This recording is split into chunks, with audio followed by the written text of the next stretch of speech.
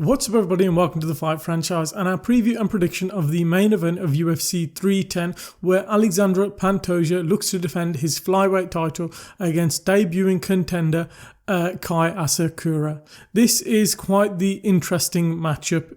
Alexandre Pantoja has kind of done well and cleared the flyweight division and has no real standout contender. The standout contender was Muhammad Mokaev, but he has kind of been axed from the UFC. There's been talks about him coming back, but it looks like no time soon. All the other kind of contenders have been beat by him, Alexandre Pantoja, or beaten by other contenders who are coming up. That meant Kai Asakura, who was a fresh contender, a fresh matchup, a champion in another organization outside the UFC, would come in and is now getting a undisputed world title shot. Interesting matchup, and I've made quite a few videos on Asakura and why he would fail in the UFC and whatnot. Maybe that was clickbait, maybe that was whatever, but I said at the time he was making a name and saying I want to make a name and go to bantamweight, and I said he was too small for bantamweight at the time. I just think the bantamweights are too big for him, and Kai's made the decision, which is the correct decision, to fight at flyweight. So gonna kind of break down the tail of the tape. How do I think this fight's going to go, and just kind of give a bit of technical preview. So let me load up the records of both guys. So Alexandre Pantoja, let me just kind of get in. 28 wins, 5 losses. Kai Asakura has 21 wins, 4 losses. Height, let me get them up. Height 5'5" for Alexandre Pantoja. Kai Asakura is 5'8" he's billed as, so slightly taller is the Japanese debutant. Reach, 68-inch reach for Alexandre Pantoja and 69-inch reach for Kai Asakura. So very, very similar in reach, but the height advantage is well in the favour of Kai Asakura. And yeah, it shows if you watch a lot of Alexandre Pantoja's fights, he's reaching a lot of the time with his punches, but he has actually got a long reach, so he does connect a lot of the time. But you do see him, he does rush in with these flurries because he has to make up that gain that he has, because he is a much shorter guy against a lot of these flyweights. But you look at some of the guys he's fought recently, like Steve Erceg. Steve Erceg was very tall, and Alexandre Pantoja managed to find success against him. How will he fare against Kai Asakura? We'll find out, but we'll kind of give our preview on that. So Asakura, let's kind of give a technical breakdown on him. Very, very wild and frantically paced fighter. The one thing there is to mention, he's going to have to establish himself to a US rule set and a UFC rule set where knees to a grounded opponent aren't allowed, and you see it here a lot in his fights. He does it quite often where if he gets the fighter to the ground, he'll land some knees to the head of the opponent, or kind of land knees while the opponent's grounded. So that's kind of got to get scrapped. The other thing, he has an amazingly fun style. Very fast-paced, very active, very reckless. He reminds me akin of Diego Lopez when you see him fight. He's just got it all, a bit of a wrestling, bit of grappling, striking for days. He goes wild in the striking. The one thing to say, though, offensively, it seems he has got the power to knock out all the guys that he's been competing against, and he's got power to kind of rock people. He's very reckless in the striking, is defensively very poor, so he is susceptible to a counter. You see him when he gets into these wild striking exchanges. There's no resetting his hands here. His hands are by side, and he's just winging crazy punches, hoping one will land. The one thing I like about Alexandre Pantoja, if you watch the Steve Erceg fight, there's moments when Alexandre does it as well. He rushes in and lands a crazy amount of punches. Once he's kind of resetted his mind and his frame, he just, the hands there for the counters. You know what I mean? It's just another sense of defense for him, because the one thing to give Alexandre Pantoja credit about is the guy has a granite chin. He's never been finished in MMA. He's lost decisions, but never been finished. Asakura has been finished a few times. I'm pretty certain Manel Kape finished him. Let me just double check.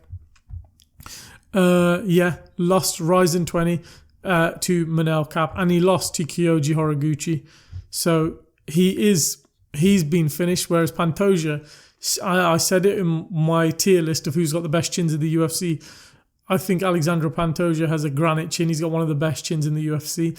The guy gets smacked around, but he manages to survive. I think where there is a huge advantage for Asakura to take over in is in the cardio. Because the one thing about Alexandre Pantoja, at the very beginning, he is very strong and very fast, and he's very powerful at the very beginning of a fight. You look against Steve Erceg, you look against Moreno, Royval, he has very good success in the first round, especially, and then in the second round. But most of the second rounds, you see him in, he always dwindles at the end of the second round. And going into the third, his cardio just diminishes a little bit. If Asakura, who has really good cardio, can keep it up and keep the pace up and put the pace on Alexandre Pantoja, he can out-cardio him, he can outwork him, because Alexandre Pantoja gets fatigued, and then when it gets into the fourth and fifth round, he normally gets a second wind, and then towards the end of the fight, he dwindles again. You know, that war against Brandon Moreno, what a fight that was, where Alexandre Pantoja won the title. That last round, he just kind of wrestled, and just, I remember they were up against the fence, and Alexandre Pantoja just controlled him and wore on him because he was that exhausted. So that's a huge advantage for Asakura to try and take over the fight, and if he can win the fight, out cardio him. One thing to think, I think Alexandre Pantoja is showing a whole well-rounded mixed martial arts game recently. He loves to grapple. You look at that Royval win, you look at the Steve Erceg win. He's grappling a lot, getting him to the ground. And if he's not, he looks for the submission, which is credit to him, because he tries to get the back and look for the rear naked choke. But if he can't, he controls them and tries to land off ground and pound. Asakura, I think he'll get taken down. But there was a video recently of him just kind of, I don't know if it was serious grappling or play grappling, but he was grappling with Merab and he was stuffing takedowns. I don't know if that's a good omen for him or if Merab was taking it easy, but I do think Pantoja will manage to take him to the ground, because what Pantoja does great, he'll swing for the bleachers upstairs. Once you've got you backing up against the fence, he'll shoot for the double leg and kind of take you down from there. So he sets up his wrestling with his striking brilliantly. Pantoja does. It's a bit reckless because Pantoja does blitz in, and that's where he can get caught with, if you're Asakura, a knee in the middle. And there's been a few fights where Asakura has tried to throw some flying knees. So that is a huge win for him. But I think Pantoja will manage to get him down in the first round, second round. It's will that cardio and energy hold up for Asakura after being held down by Pantoja and being grappled by Pantoja and being smashed on the ground by Pantoja? We'll wait and see. As for Asakura, I think he does have a few, let me just double check, submission wins, but I don't think his submission threat will be on the level of Alexandre Pantoja. Let me just double check. He has 3 submission wins in his whole career. Asakura does. He's more of a striker and finish you on the feet, whereas Alexandre Pantoja probably more likely to finish you with a submission than he is in the striking. But don't get it wrong, Alexandre Pantoja can KO Kai Asakura. The one thing I love about Alexandre Pantoja, he's a dog. He's willing to go out there and put it all on the line and not give up, you know what I mean?